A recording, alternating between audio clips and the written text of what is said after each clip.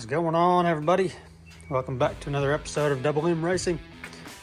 So you can see we got a pile of new parts all around this thing. So this will be the first video of getting this thing put back together. I don't even know if I've showed you guys. Yeah, that was in the last video, showing you the cars back home. So, but yep, we got a new axle, new shocks, new fenders, upper A arms, upper control arms. This box here's our front fenders. This box has all of our control arms, running board, there's boxes for the shocks, air filters, brake lines, starting solenoid, clutch, and brake master cylinders. So today what we're going to start on is getting all the interior sheet metal riveted back in, and then we got to get the sheet metal riveted back in here in the back, and then getting the firewall. We got a new firewall, and the old one was all bent up, so getting that firewall riveted on, and the inspection plate that goes down below that. So we'll put you guys aside while we rivet these on, and if there's anything special that pops up, I'll grab it.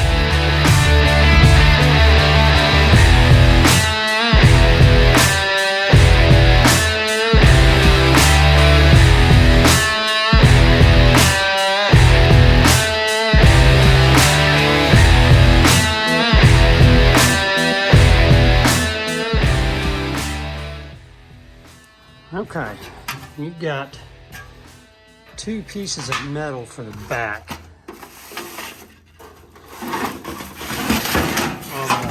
on the sedans anyways. You got the big piece that goes in first right here, and then you've got this small piece that goes in and fills the gap up in the back like so.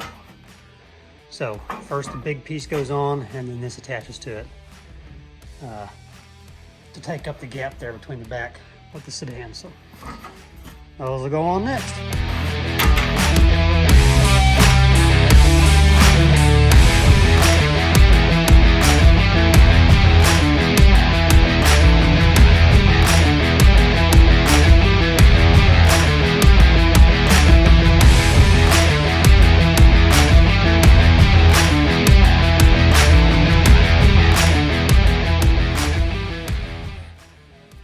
All right, I don't know if you caught it or not on the time lapse, but I put this on top of this before I realized that this goes on top of that.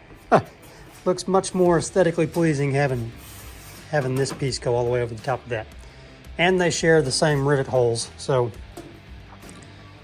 I had to drill out rivets twice because I didn't realize that either. So, and then the back side, you can see here, once you get your body on and mounted permanently, it's got spots there that rivets on underneath your trunk lid, so you can rivet that there to hold that in place. So those are on. Next we're going to move up to the firewall, get this firewall mounted, and then we can hook up the new clutch reservoir and the brake reservoir and start mounting stuff to that. Get our fuel lines ran through there, our wiring that goes through there, up in there, and then we can get the dash mounted too. So that'll be next. When you are fitting your firewall up, this is the tunnel here that your drive shaft goes through. So you want to make sure you give that thing plenty of room to get through there. Also, your fuel line comes through your chassis right there, so you need to make sure to leave plenty of room for that too. So we'll get this drilled up and mounted on.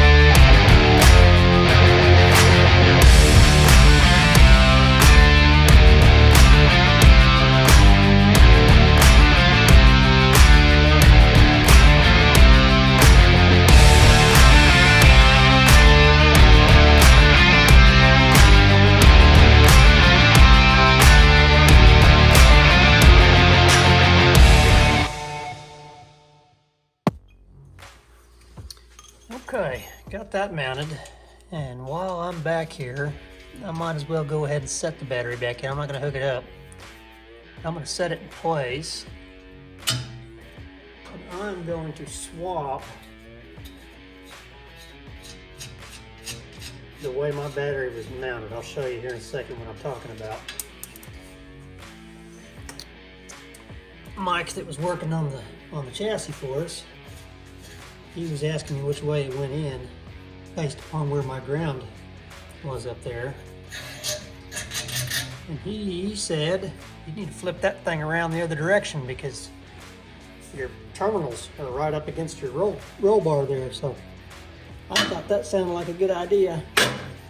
Get those terminals away from your roll cage. Oh, that thing's a pain.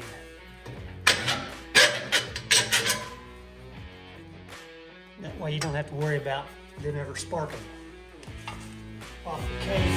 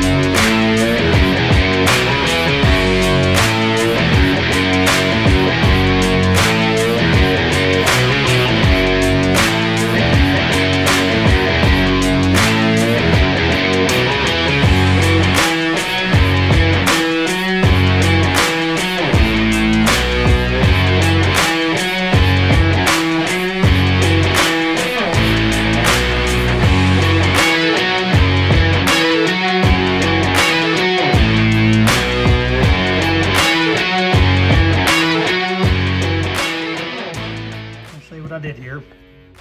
This is the wire on this side that goes to the alternator. And then these two wires go up front for something. I'm not exactly 100% sure where they go, but I've got them marked up front on that wire loom where they go. So I zip tied, boy, it's hard to find a good angle in here. I zip tied those to the cage up here to where the fuel line, the fuel filter and the fuel pump connect in here and go back. So I've got the black wire for the fuel pump coming out right there, and the rest of them go up front. I'll take you around here. I've got very limited space in here.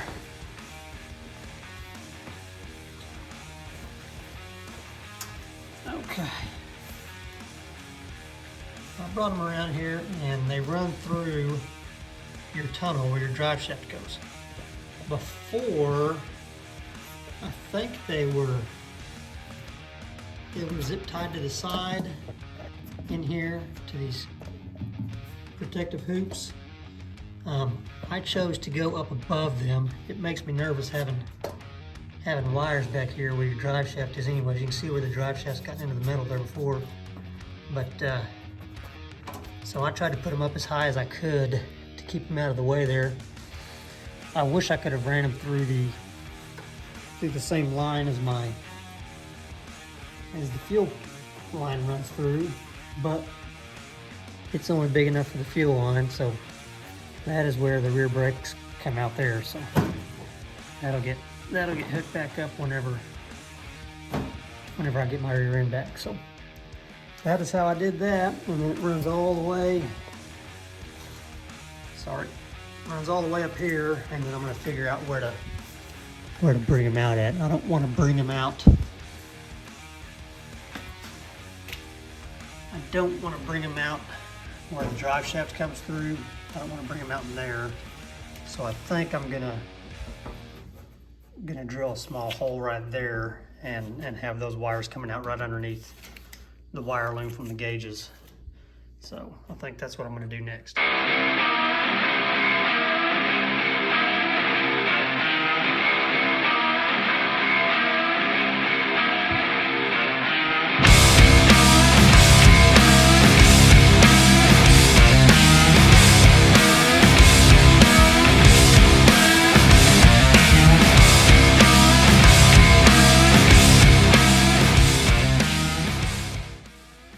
Okay, I got those through there, and they are secured up to the top of the tunnel there. And I am going to get some rubber grommets to put inside of these holes here. That way we don't have to worry about nothing rubbing on there. I think next I'm going to move over here to the brake. The brake master cylinder goes in right there, so I'm gonna have to cut this out just a little bit so I can get that brake master cylinder slid in there. So that's what we're gonna start working on next. Okay, once you get you need to put this rod back on your brake pedal and slide it inside of your brake master cylinder before you tighten your bolts up. Now this rod does not come with your new brake master cylinder, so make sure if you're changing it out or whatever you're doing, make sure that you save that from your old one so you can put it on the new.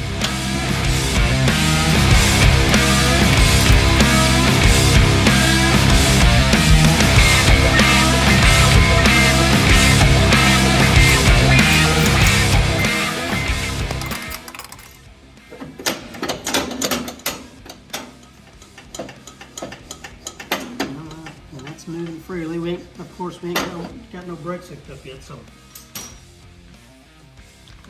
Okay, there's our new brake fluid reservoir.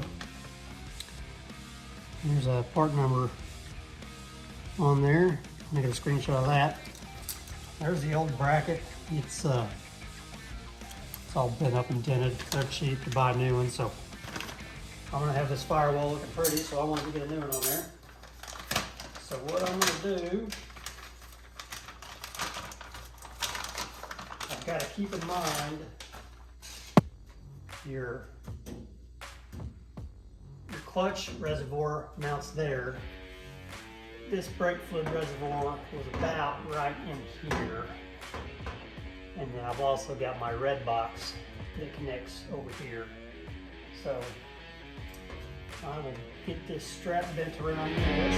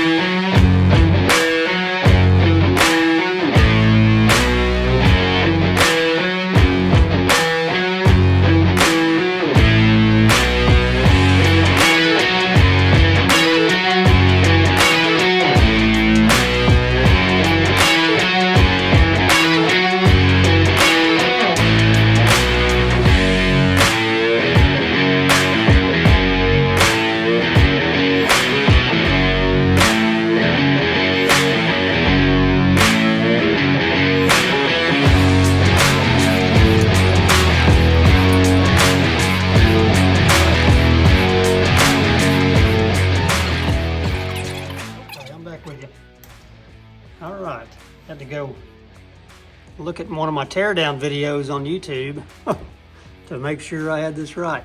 Okay, so the one that has the green tape on it, which comes out of the right side of your reservoir, goes to the rear, and the one on the left goes to the front side. I don't know if it makes a difference whatsoever, but that's how it was hooked up, so that's how it's going back.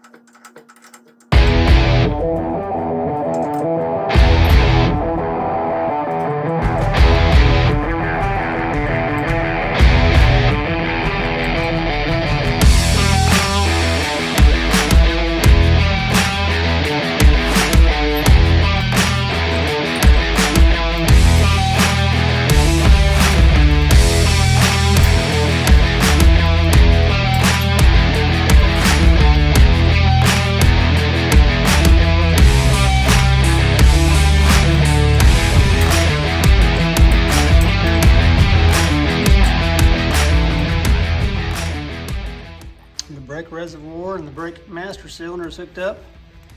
And the 2 brake lines, the 2 outs are plugged back into their spots. And like I said, I'm gonna go to Lowe's or somewhere and grab a block off for that and for that. And I'll just take the old master cylinder in there with me and make sure I get the right threads in there. But the one on the top and the 2 bottom ones get blocked off on mine, and I am guessing it's because I've got a bias controller, a brake bias controller. So normally it'd probably be, you know, front left, front right, back rear on the bottom. I don't know. I'm not even gonna lie to you and act like I know what they go to. I would imagine they go to individual wheels though. So anywho, I think that's gonna be a good stopping point for tonight. We've got the all the sheet metals back in on the interior. We got the firewall back in. She's a little dusty. We'll get her all cleaned up before. And we got the brake master cylinder on there. So, and all the wires are ran. The dash is back in, and the wires are ran up here to the front. So we're making progress one day at a time on this thing. So appreciate you guys watching.